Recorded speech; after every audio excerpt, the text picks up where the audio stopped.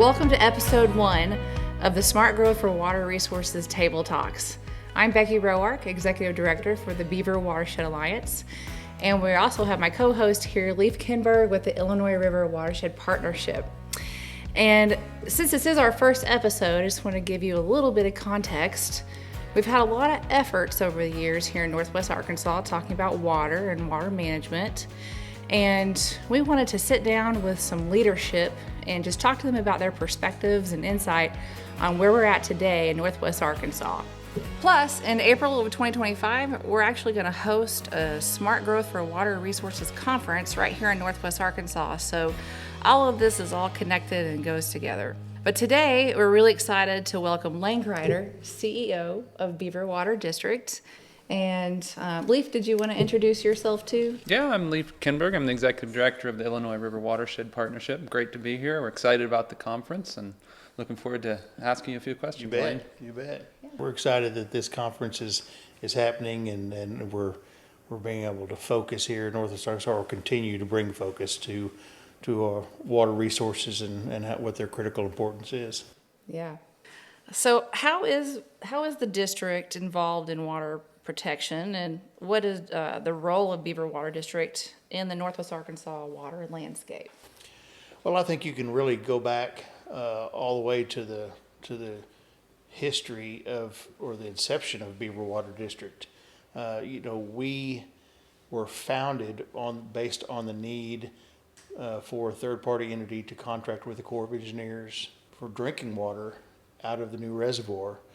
It was not long after that the district was developed and the board was established that you started seeing our board members, the original 6, along with several other people who were normally attending board meetings at the time, including a lot of engineers, a lot of Northwest Arkansas leadership, talking about almost immediately the need to protect what, it was a recognizable, valuable resource that we didn't have in Northwest Arkansas prior to the construction of the dam. Going back and reviewing some of the minutes of meetings, we found several times where the board of directors, would say we really need to evaluate what our possible threats are to water quality, and how do we get ahead of it. Mm-hmm. And so from the very beginning, our board didn't just take for granted that now we have this resource. They immediately recognized that we need to protect it. And so we mention all the time that were it not for drinking water, we wouldn't have the reservoir out there, this beautiful natural resource, one that's so tremendously important, to the continued growth. We have doubled in population in Northwest Arkansas almost every 20 years. So we call it the drinking water effect, but it's been in place, and we need to make sure that we protect it for our future generations. We're so lucky that they had the foresight back then. To see such tremendous foresight. Yeah. They could have easily, said, it's not our problem to deal with.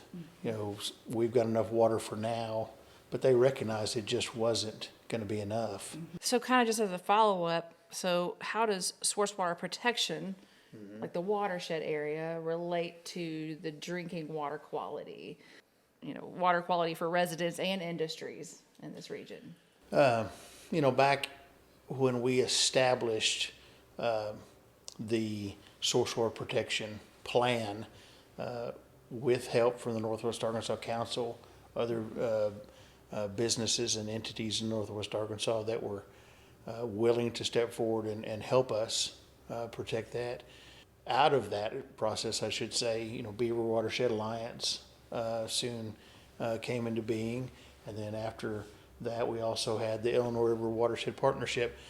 Those entities, like yourselves, are so critically important to continue to get the message out there, because from a technical water treatment aspect, we can certainly, the technology is there to treat water out of the lake, even if it was significantly dirtier than it is now.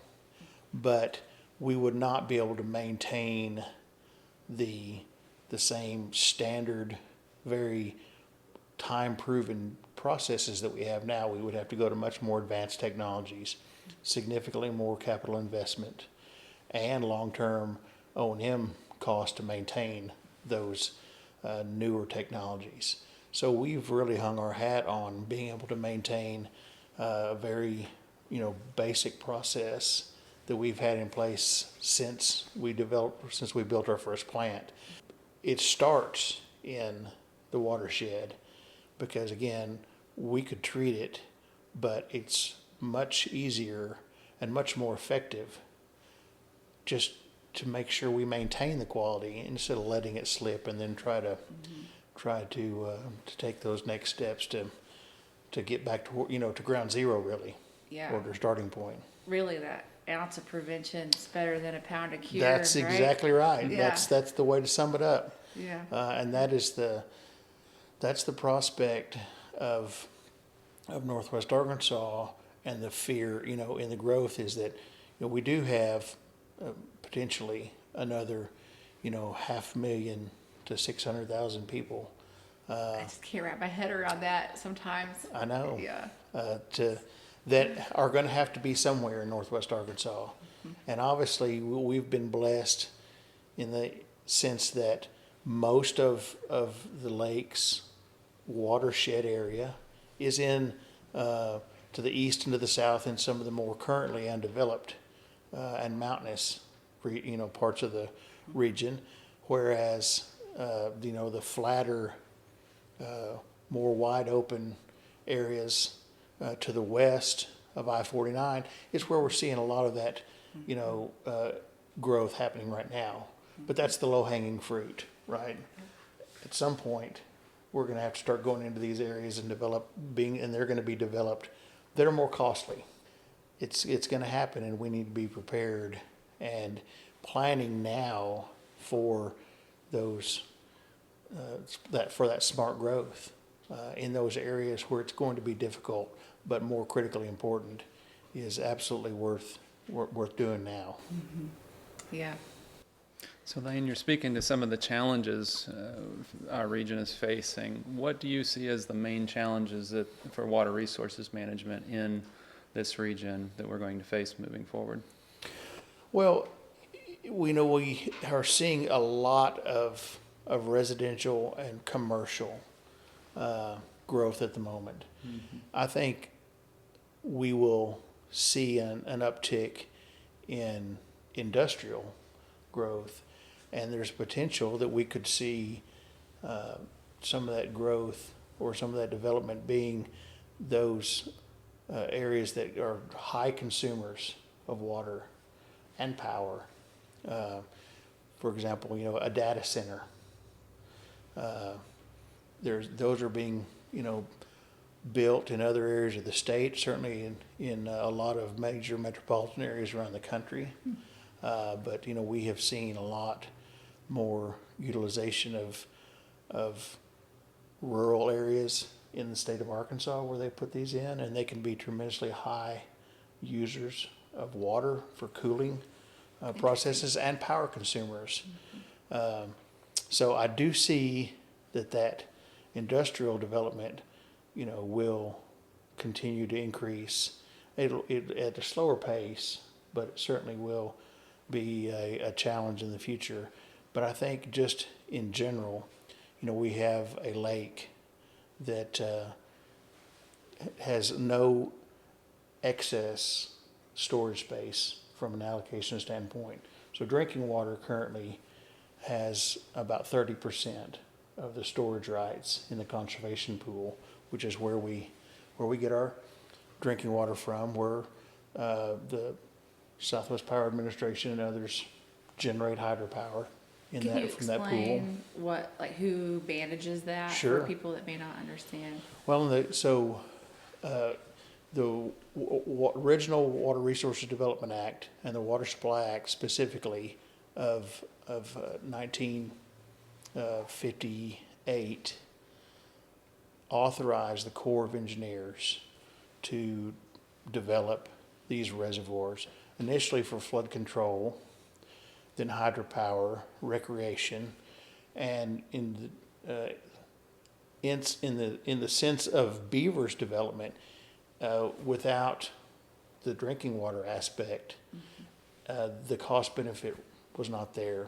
So that's why we say, if it weren't for drinking water, the dam wouldn't have been built and the reservoir wouldn't have been completed. So we feel it's very important to be mindful of the fact that in the future, the drinking water aspect for municipal industrial purposes is going to be probably exceedingly more important than the other uses, specifically hydropower.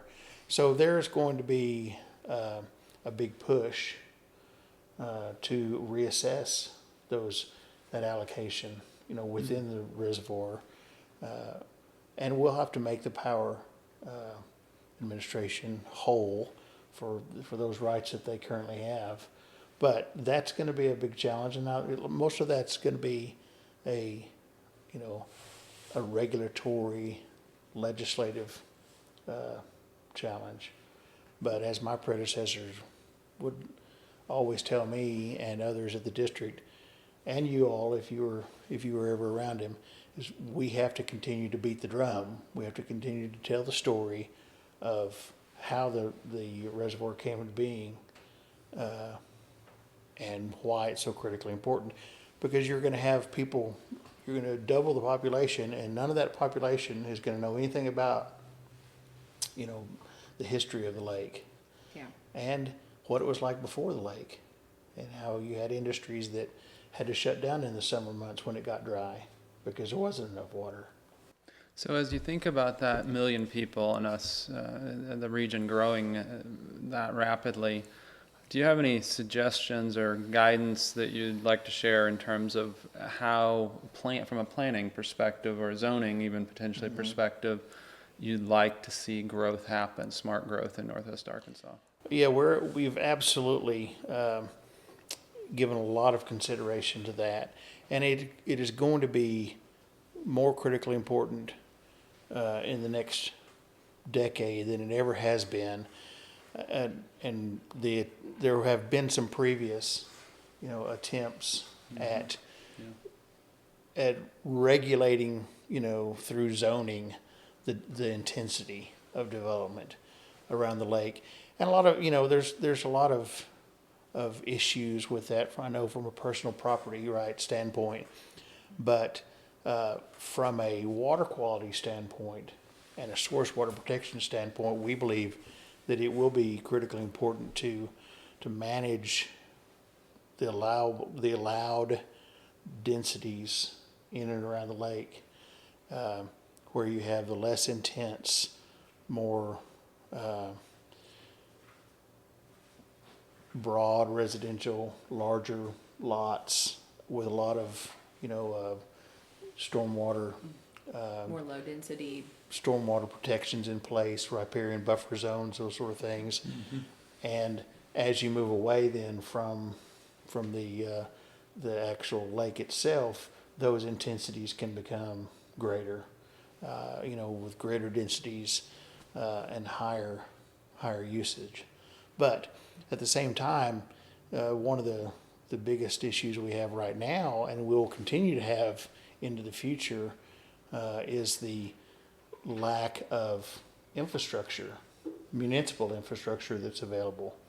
So we currently have a lot of development pressure immediately around the lake, and the only way to serve those developments are with septic fields, and sometimes, from